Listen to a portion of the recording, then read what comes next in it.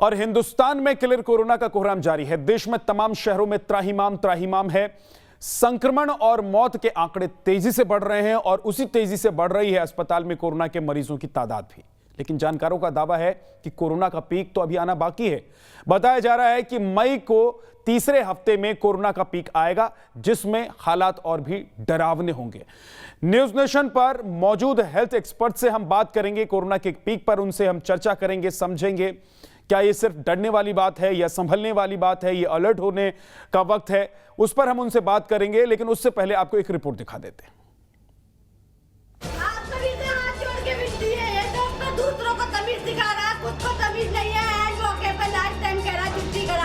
आप कम से कम बताएंगे यहाँ पे सच्चे बात को कि भाई साहब ऑक्सीजन खत्म होने वाली है।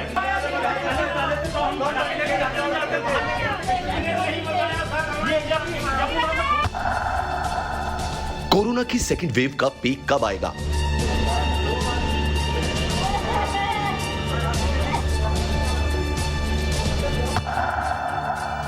हिंदुस्तान में कब थमेगा दूसरी लहर का कहर?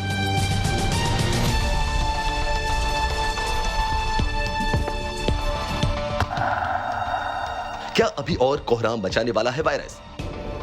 कोरोना की बेकाबू रफ्तार थमने का नाम नहीं ले रही, तो मौत के इस वायरस से फैली दहशत से डरे लोगों के जहन में ऐसे ही सवाल कौंध रहे हैं।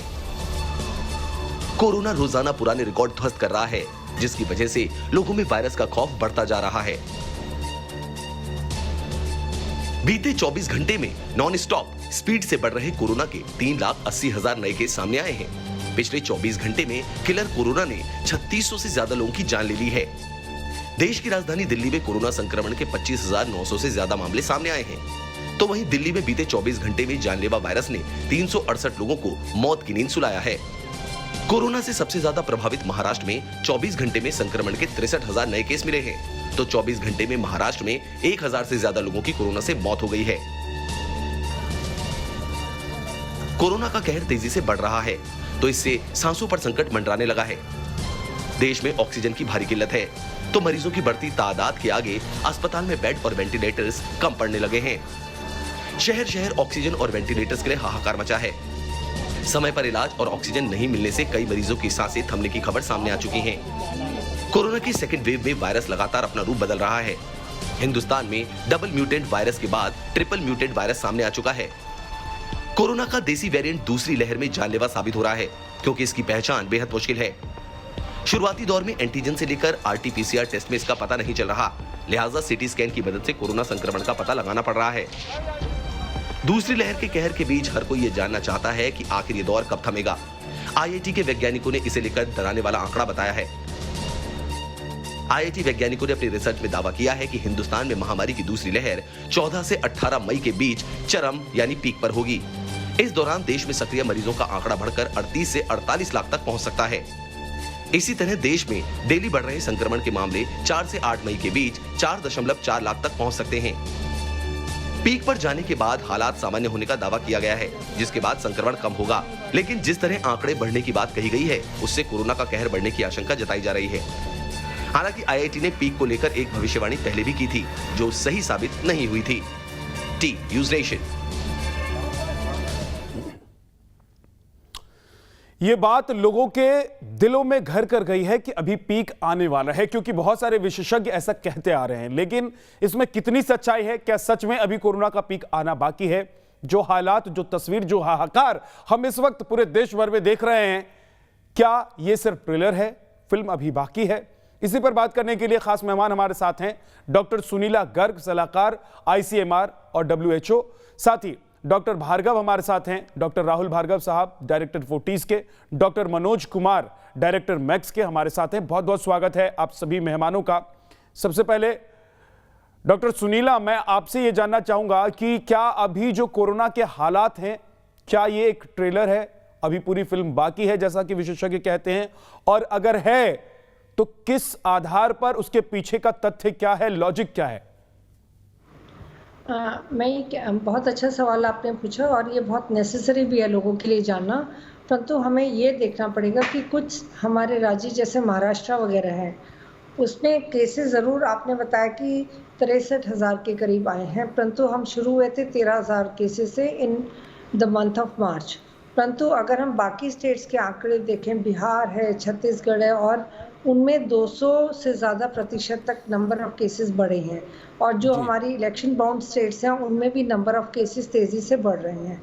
तो हर एक स्टेट का, जैसे महाराष्ट्र का एक पीक आया है करके, केरला का भी वो पीक आ चुका था अगर हमारा इलेक्शन बाउंड स्टेट वो सब्सिक्वेंटली ना बन जाता तो, क्योंकि केसेस बहुत कम आने शुरू हो गए थे। तो ये मैं सोचती हूँ कि लगभग मिडल ऑफ मई में हमारे केसेस जो हैं, अगर हम कोविड अप्रोप्रिएट बिहेवियर को फॉलो करते हैं और वैक्सीनेशन को जल्दी से जल्दी लगवाते हैं तो इसको बहुत हद तक हम इसको कंट्रोल कर पाएंगे। परंतु ये बहुत ज़रूरी है कि लोग बेमतलब घर से बाहर ना निकलें और एक रियल उसमें रहें, अपने आंकड़े हम देखें और उसी आंकड़ों के हिसाब से हम चर्चा करें करके, क्योंकि एक टाइम ये भी था करके कि अब हम डील कर रहे हैं म्यूटेंट स्ट्रेन्स के साथ में, जो कि काफ़ी ज़्यादा इन्फेक्शियस नेचर के हैं और साथ में वो इन्फेक्टिविटी ज़्यादा कॉज करते हैं, डेथ नहीं करते। डेथ क्यों हो रही है? क्योंकि हर एक इंसान आज चाहता है कि मेरे को अस्पताल में बेड मिल जाए, मुझे अस्पताल में ऑक्सीजन चाहिए। होम बेस्ड केयर पे हम आज के दिन में ज़्यादा चर्चा करें तो बहुत ज़रूरी होगा, क्योंकि एक माहिर सिर्फ ऑक्सीजन से ही आप देखिए कि हम मरीज की जान बचा सकते हैं। अब ठीक कह रहे हैं डॉक्टर सुनीला, उस पर भी चर्चा होनी चाहिए। हालांकि हमने उस पर बात की है, लेकिन एक बड़ी समस्या जो आती है, क्योंकि आपने जिक्र कर दिया है तो क्यों कि मेरे दर्शक जो देख रहे होंगे उनको आज ये जानना चाहिए, समझना चाहिए, तो मैं आपसे ही पूछ लेता हूं कि अगर किसी व्यक्ति का ऑक्सीजन लेवल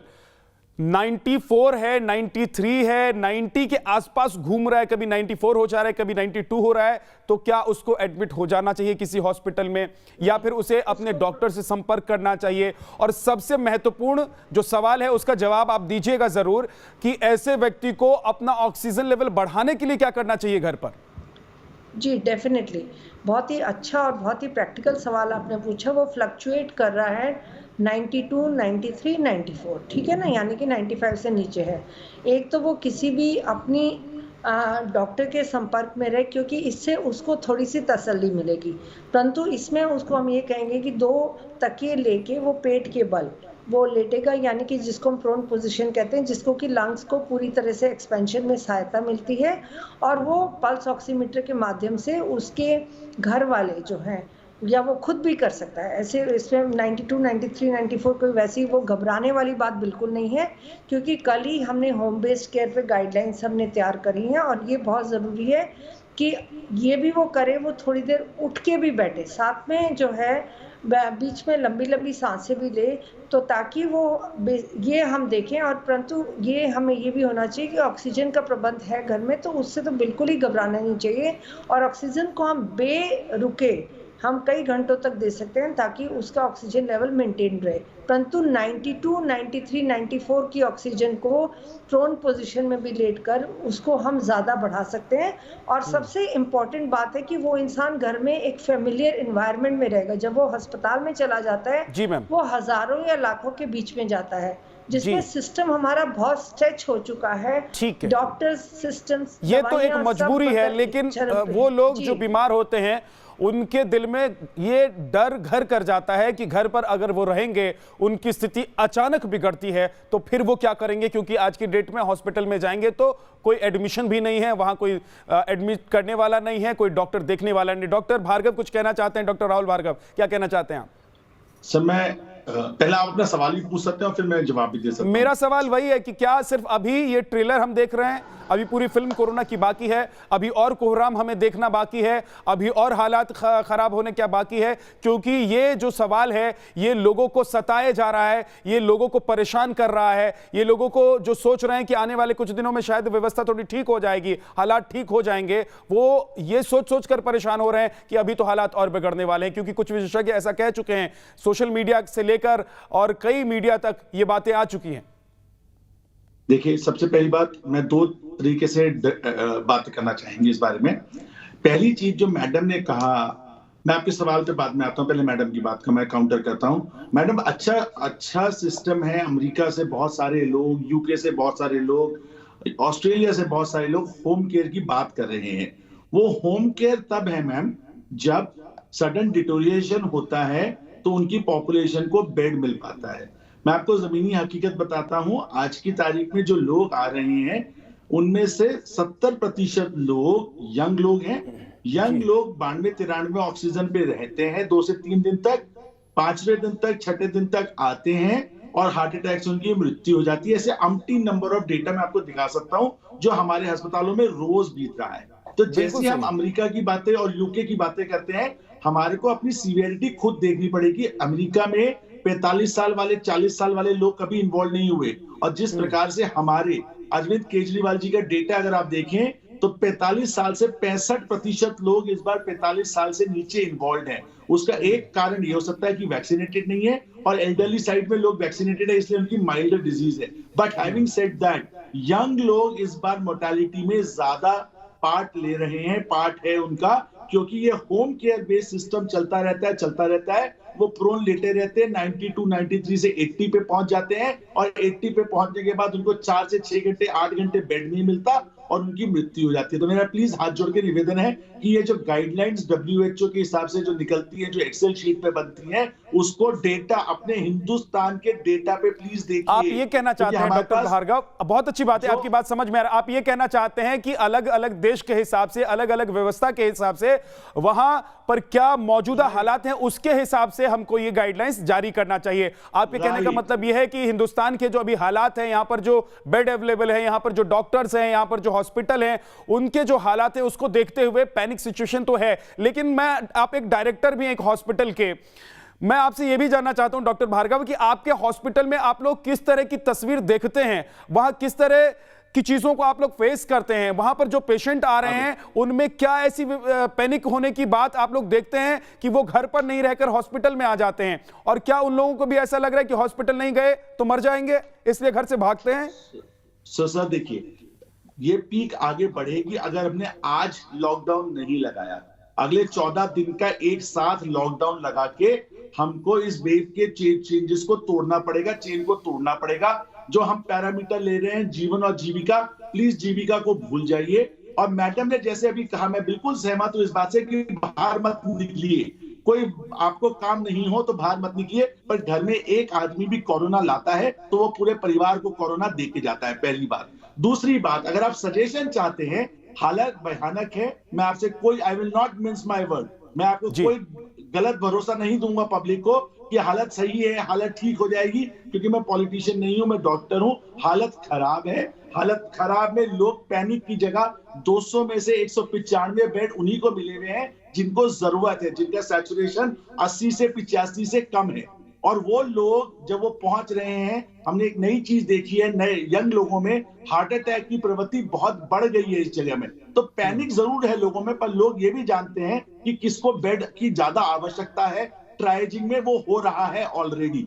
अब आप चाहते हैं कि क्या बात की जाए? सर, हर ऑक्सीजन घर पे नहीं लगा जा सकती, क्योंकि उससे होर्डिंग होती है सिलेंडर्स की, रिफिल जगहों पे लाइनें लगती हैं।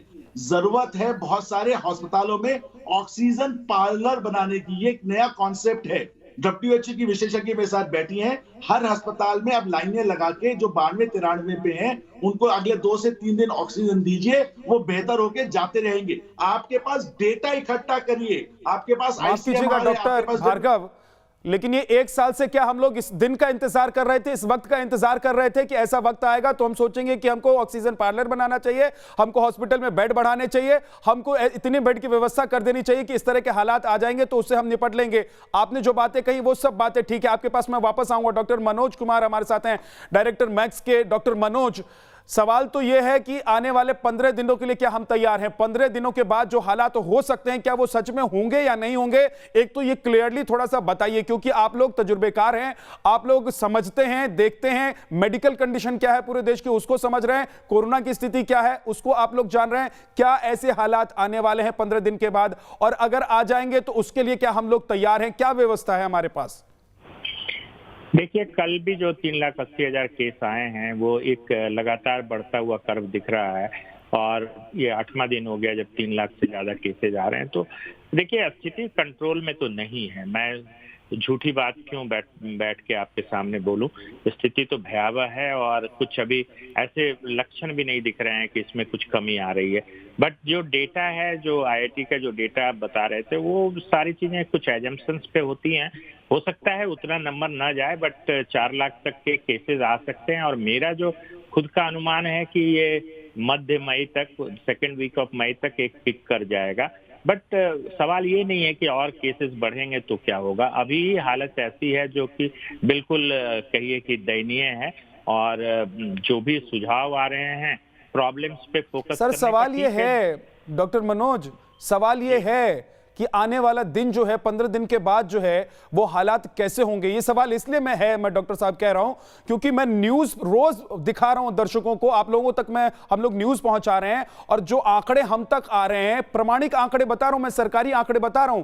आज का ही जो पिछले 24 घंटे का आंकड़ा है, लगभग 4 लाख के करीब वो आंकड़ा पहुंच गया है संक्रमितों का। मृतकों की संख्या लगातार बढ़ रही है, 3600 से ज्यादा मौतें पिछले 24 घंटे में हो गई हैं। ये मैं खुद अपने मुंह से अपनी आवाज में लोगों तक ये खबर पहुंचा रहा हूं। तो मुझे भी ये लग रहा है कि आने वाले 15 दिन क्या इससे भयावह होंगे। इसीलिए मैं सर जानना चाहता हूं कि क्या ऐसी हालत सच में देश की होने वाली है जो अभी हम मंजर देख रहे हैं, इससे खतरनाक मंजर क्या हमको देखना होगा और उसके लिए हमें तैयार रहना होगा, और क्या तैयारी करें सर हम? जी, बिल्कुल सही आपने कहा कि हालत बद से बदतर होते जा रहे हैं, और ये अभी कोई भी एडमिशन, कोई भी आदमी पैनिक नहीं है, वो उसका रियल रिएक्शन है। वो जब अस्पताल की ओर भागता है तो अधिकांश लोगों का ऑक्सीजन सैचुरेशन 85 के नीचे होता है, तभी लोग भागते हैं। लोग इस बार काफी सहनशील होकर घर पे 90-91 वाले कोई नहीं अस्पताल जा रहे हैं, बट उन लोगों के लिए भी जगह नहीं है, उन लोगों को भी ऑक्सीजन नहीं मिल रहा है। तो भयावह स्थिति अभी है, और आगे जब अगर केस लोड बढ़ेगा, अभी 30 लाख के आसपास एक्टिव केस हो गए हैं, इसके बाद अगर ये 40 लाख का आंकड़ा तय करता है तो क्या स्थिति होगी आप सोच सकते हैं। मैं डरा नहीं रहा हूं, बट निश्चित तौर पे जो भी व्यवस्थाएं की जा रही हैं वो अपर्याप्त हैं, उससे पूरा नहीं हो पा रहा है। जहां तक घरेलू होम केयर और होम पे रख के ऑक्सीजन देने की बात है, वो सब चीजें माइल्डली सिम्टोमेटिक पेशेंट्स के लिए है, बट अनफॉर्चुनेटली इस स्ट्रेन की वजह से जो भी लोग संक्रमित हो रहे हैं, उसमें मैं अधिकांश लोगों को 80-90% के CT स्कैन में, चेस्ट CT स्कैन में चेंजेज आ रहे हैं, बहुतों को ऑक्सीजन की रिक्वायरमेंट हो रही है। तो निश्चित तौर पे हम लोगों से जो कुछ भूल हुई है उसका परिणाम हम भुगत रहे हैं, क्योंकि हमने न्यू स्ट्रेन पे कभी फोकस नहीं किया। हमने अपने, ठीक है हमारी जनसंख्या ज्यादा है, बट हमारे हेल्थ केयर सिस्टम को भी जनसंख्या के हिसाब से तैयार करना चाहिए था। अब उस पर खैर माथाफोड़ी करने से कोई फायदा नहीं है, बट निश्चित तौर पे आने वाले दिन जो लग रहे हैं वो डरावने लग रहे हैं। जो भी व्यवस्था हो त्वरित होनी चाहिए और जल्दी होनी चाहिए। एक सवाल जिसका जवाब मैं आपसे चाहता था वो मुझे नहीं मिला, मैं आपके पास जब दोबारा लौट कर आऊंगा डॉक्टर साहब, डॉक्टर मनोज, तो मैं आपसे पूछूंगा कि इन 15 दिनों के लिए हमें, देखिए जो सिस्टम है, जो व्यवस्था है वो तो अलग है, लेकिन कम से कम एक आम आदमी को जो इस वक्त आपको सुन रहा होगा, जो मुझे देख रहा है, आपको देख रहा है, उम्मीदों से देख रहा है आप लोगों की तरफ, उसको क्या अगले 15 दिन के लिए करना चाहिए? डॉक्टर साहब मैं आपके पास आता हूं डॉक्टर भार्गव, लेकिन उससे पहले मैं आता हूं डॉक्टर भार्गव आपके पास, उससे पहले मैं जरा एक बार डॉक्टर सुनीला को रुख कर लेता हूं। डॉक्टर सुनीला, मेरा अब एक सवाल यह है कि अस्पतालों में बेड नहीं है, ये तो देखिए सच्चाई है, हम कितना ही कह लें, डॉक्टर्स कह लें या फिर जो सरकारें हैं वो कह लें कि हमारे पास पूरी व्यवस्था है, ऑक्सीजन है, हॉस्पिटल है, डॉक्टर हैं, फलाना ढिमकाना कुछ भी कह लें, लेकिन ग्राउंड पर जो रियलिटी है वो हम लोग अपनी आंखों से देख रहे हैं और देश को दिखा रहे हैं। अब मैं ये जानना चाहता हूं मैम कि अस्पतालों में बेड नहीं है, संक्रमित हुए तो क्या होगा, क्या करना चाहिए एक आम आदमी को अपने घर पर रहते हुए, और अगर हालात ऐसे बन जाते हैं कि घर पर काम नहीं चलेगा, घर पर रहने से उसकी मौत होने की आशंका बढ़ जाएगी, तो उसको क्या करना चाहिए मैम? देखिए, कल ही मैं आपसे जो मैं बात कर रही थी और जो मेरे कोलीग्स कह रहे थे, कोई ऑस्ट्रेलिया या फिर इंग्लैंड या अमेरिका की गाइडलाइंस नहीं है। ये बैठ के हम लोगों ने खुद जो है एम्स के डॉक्टर्स के साथ में, और हमारे बहुत सारे कोलीग्स थे जिसमें फैमिली फिजिशियंस ऑफ इंडिया, मेरे अपने फैमिली फिजिशियन कोलीग्स जो हैं, इन ए डे वो 80 से 90 निमोनिया के मरीज खुद मैनेज कर रहे हैं। मैं आपको खुद क्या बताऊं, आप देखिए, आप प्लीज़ अपने मैं मेरे कोलीग्स को कहूँगी अपने अस्पताल की ऑडिट करिए और देखिए कितने लोग रियलिस्टिक एडमिटेड हैं, कल ही यूपी से 382 लोगों को डिस्चार्ज कर दिया गया है जिनको कि हॉस्पिटलाइजेशन की जरूरत नहीं थी। एक अच्छी बात आप कह रही हैं डॉक्टर सुनीला, ये एक अच्छी बात आप कह रही हैं कि कुछ पेशेंट अभी ऐसे भी आ रहे हैं जो अपने रसूख के दम पर आ जा रहे हैं, पैसे के दम पर, कॉन्ट्रैक्ट के दम पर आकर हॉस्पिटल में एडमिट हो जा रहे हैं, क्योंकि उन्हें लग रहा है कि कहीं ऐसा ना हो कि आने वाले वक्त में परेशानी उनकी बढ़े और तब अगर वो व्यवस्था नहीं कर पाए तो क्या हो जाए। तो ऐसे लोगों को हॉस्पिटल से डिस्चार्ज कर देना चाहिए, उनको घर भेज देना चाहिए और जिनको जरूरत है उनको बेड मिलना चाहिए। इसकी व्यवस्था जरूर होनी चाहिए। एक छोटे से ब्रेक के लिए हम रुक रहे हैं। हमारे तमाम मेहमान हमारे साथ जुड़े हुए, फौरन वापस लौटेंगे, अब बने रहिएगा हमारे साथ।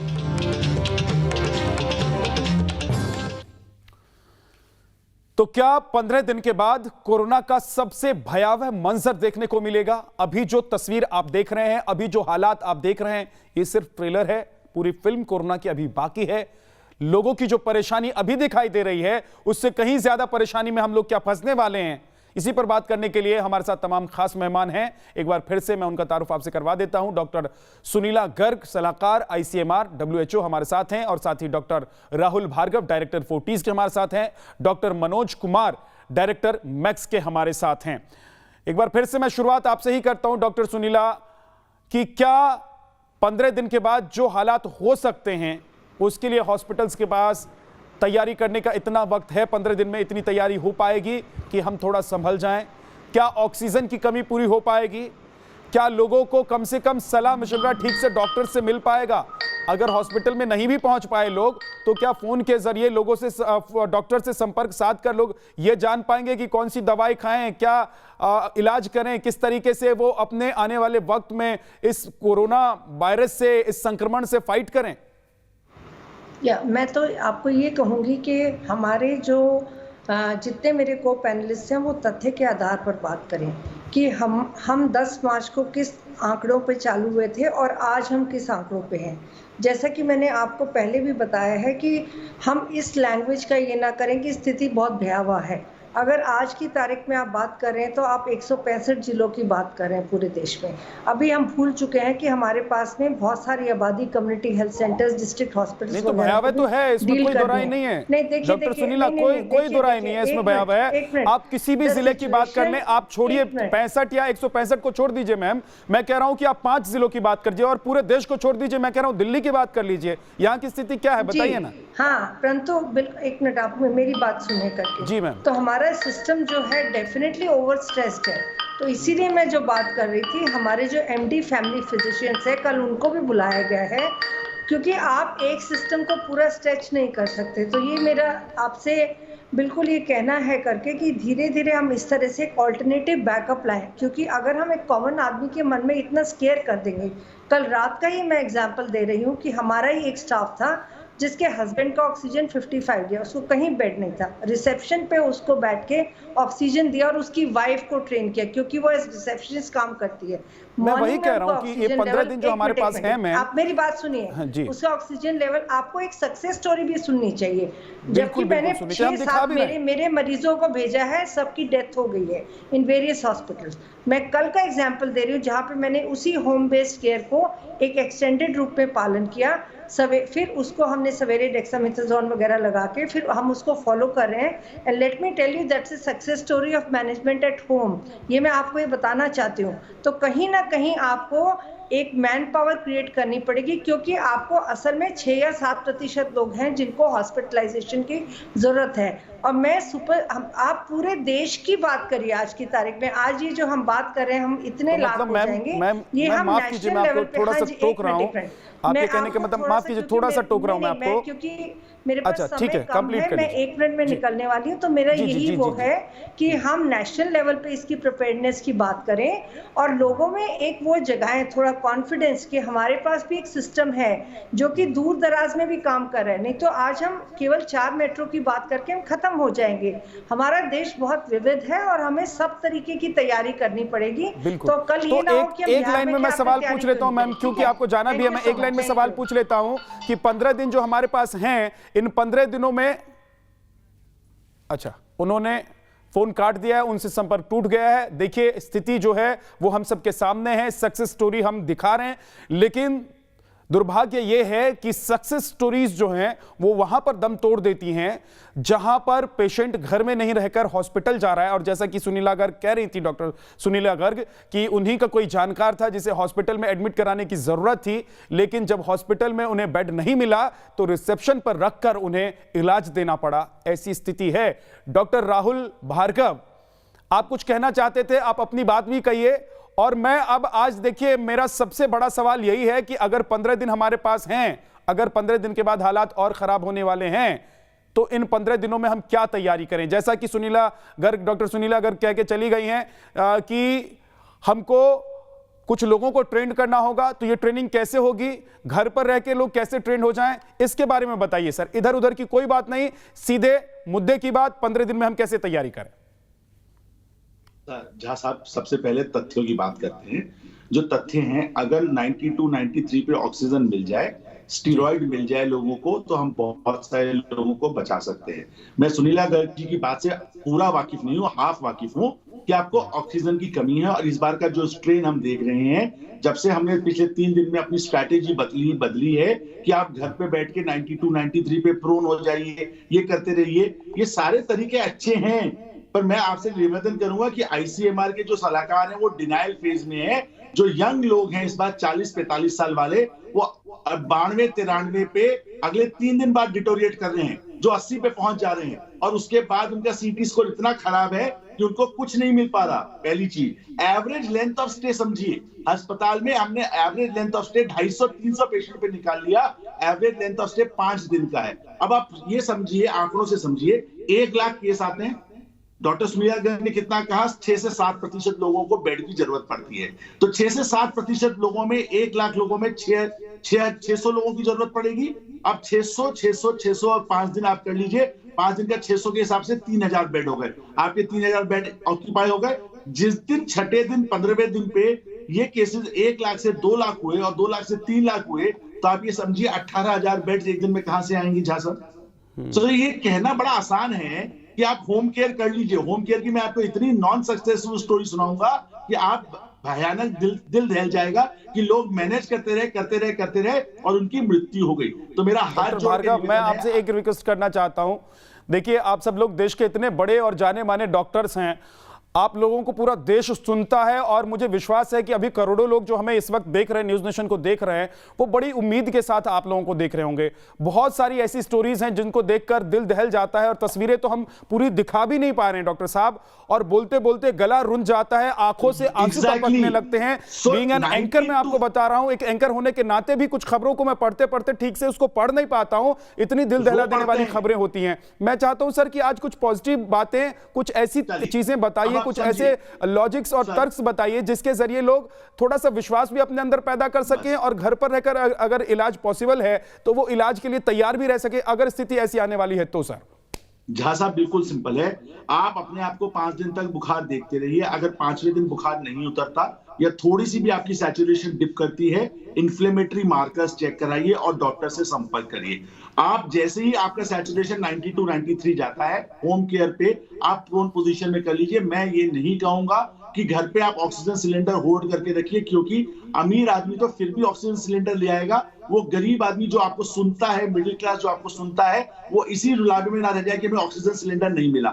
हमारे को अपनी व्यवस्थाओं को तंदुरुस्त करना पड़ेगा। और मैं आज भी आपको बोल रहा हूं, हमें ऑक्सीजन पार्लर का कॉन्सेप्ट सोचना पड़ेगा कि बाहर हम अस्पतालों के टेंट और बेड लगा के उनको सिर्फ ऑक्सीजन मुहैया कराते रहे, अर्ली, नॉट एट 80 पे बाईपैप की जब रिक्वायरमेंट पड़ती है, उससे पहले ही अगर ऑक्सीजन लगाना स्टार्ट करेंगे तो हमारे मरीज ज्यादा जल्दी ठीक हो जाएंगे।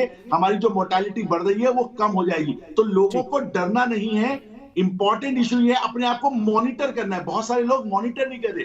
जहां साहब, मैं आपसे निवेदन करूंगा आपके चैनल के माध्यम से, टेस्ट कराइए। अगर आपको सिम्टम है, टेस्ट कराइए। अपने आप को आइसोलेट करिए। ये मत कहिए कि मुझे कोरोना नहीं है। आप मान के चलिए आपको कोरोना है, और अगर मान के चलिए 95-96%, 94-95% अपने आप लोग ठीक हो जाते हैं। और वैक्सीनेशन में बढ़ चढ़ के हिस्सा लीजिए, क्योंकि वैक्सीन, आज डेटा आया है, कोविशील्ड का 1 डोज लगाने से आप संक्रामक रोग को फैलाने की आपकी क्षमता जो होती है 40% से कम हो जाती है। तो लोग जो डायबिटिक है, और एक और बात ध्यान रखिए, 4 चीजें ध्यान रखिए। जिसको डायबिटीज है, जिसको स्मोकिंग वगैरह करता है, उसके साथ में ओबेसिटी है, ये लोग हाई रिस्क में हैं। हमारे एनालिसिस के हिसाब से ये 3 वर्ग हैं जो हाई रिस्क हैं, अनकंट्रोल डायबिटीज, ओबेसिटी और यंग आदमी भी अस्पताल में अपने डॉक्टर से बात करके इलाज जरूर ले, पर किसी ना किसी डॉक्टर के साथ जरूर वार्तालाप में रहे। ठीक है सर। डॉक्टर मनोज कुमार, अभी क्या ऐसा हो गया है कि देसी वेरिएंट जो है ये कहर बरपाने लगा है? क्या ये एक ऐसा वेरिएंट है जो किसी को नहीं मान रहा है, किसी दवाई को नहीं मान रहा है, किसी आयु वर्ग को नहीं मान रहा है, किसी की इम्यूनिटी सिस्टम कितना भी स्ट्रांग हो, इम्यूनिटी पावर कितना भी स्ट्रांग हो, वो नहीं मान रहा है, और अगर एक बार उसने संक्रमण कर दिया तो फिर वो आपकी जान लेकर रहेगा?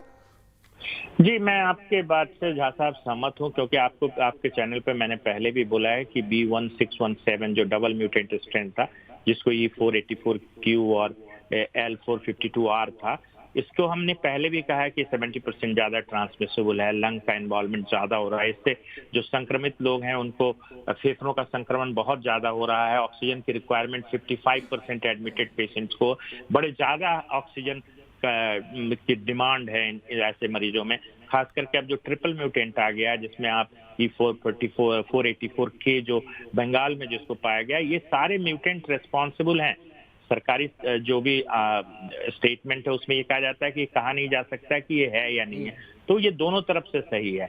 बट मुझे ऐसा लगता है कि जिस तरह की ट्रांसमिसिबिलिटी है और जितना फैमिली में ट्रांसमिशन हो रहा है और जिस तरीके से देखा जा रहा है कि एक आदमी से 30 आदमी संक्रमित हो रहे हैं, तो ये डेफिनेट SARS-CoV-2 का वर्जन 2 डेफिनेटली अलग है जो पहले वेव से। जहां तक डॉक्टर राहुल की बात से मैं बिल्कुल सहमत हूं कि पॉजिटिव चीजें आनी चाहिए, पॉजिटिव चीजें हमें दर्शकों तक पहुंचानी चाहिए, बट वो फैक्ट्स भी होने चाहिए, वो तथ्यों पर आधारित होने चाहिए। ऐसे कह देना जैसे डॉक्टर सुनीला कह रही थी कि सब कुछ ठीक है, सब कुछ ठीक नहीं है, लेकिन ठीक हो जाएगा। हमें धैर्य रखना है, हमें कोविड अप्रोप्रिएट बिहेवियर को फॉलो करना है। उम्मीदों के अलावा हमारे पास अब कुछ बचा भी नहीं है। मैं तो हाथ जोड़ के तमाम ऐसे पैनलिस्ट से कहता हूं कि अगर कुछ पॉजिटिविटी वाली बातें हैं जो हम कर सकते हैं तो जरूर करिए, क्योंकि हम लोग खुद नेगेटिविटी देख देख के, और हमारी मजबूरी है कि हमें दिखाना भी पड़ता है, और वो देख देख के हम खुद परेशान होते हैं। तो लोग तो परेशान होते होंगे, लेकिन मजबूरी ये है कि इतना कुछ बुरा चल रहा है कि उस बुरे में से आप जो अच्छा निकालते हैं उसमें भी कुछ बुरा ही होता है। मैं आता हूं डॉक्टर भार्गव आपके पास। एक और सवाल का जवाब मैं डॉक्टर मनोज से ले लेता हूं। डॉक्टर मनोज, क्या फिर से कोरोना के लक्षण बदलने वाले हैं?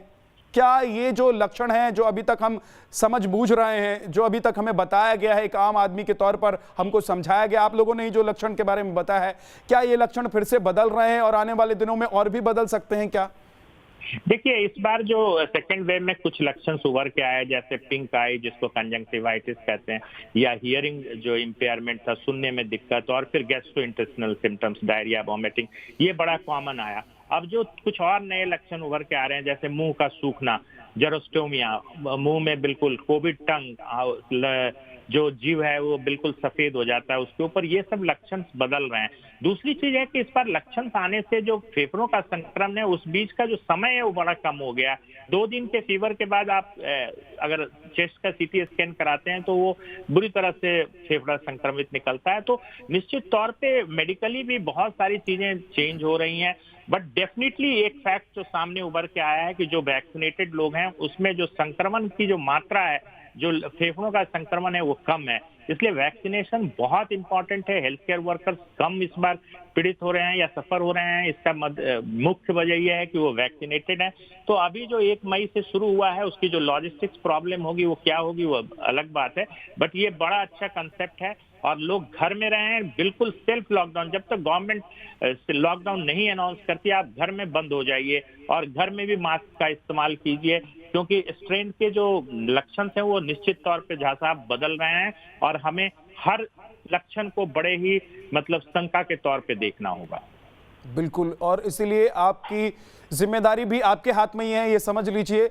आप सुरक्षित कैसे रहेंगे ये भी आपके ही हाथ में है। आप जो कर सकते हैं वो तो कम से कम कर ही लीजिए।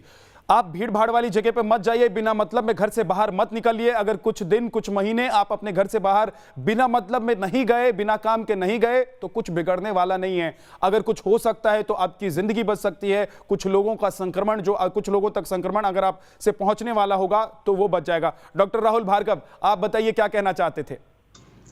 जहां साहब देखिए, अमेरिका में एक दिन में 5,000 लोगों की मृत्यु हुई मानते हैं, संक्रामक रोग है ये भी मानते हैं। जब तक डेटा, रियलिटी में डेटा नहीं आएगा, सिम्टम का डेटा, हमारी प्रॉब्लम क्या है, हमारी जैसी प्रॉब्लम ब्राजील में है, हमारी जैसी प्रॉब्लम अमेरिका में और यूके में नहीं है।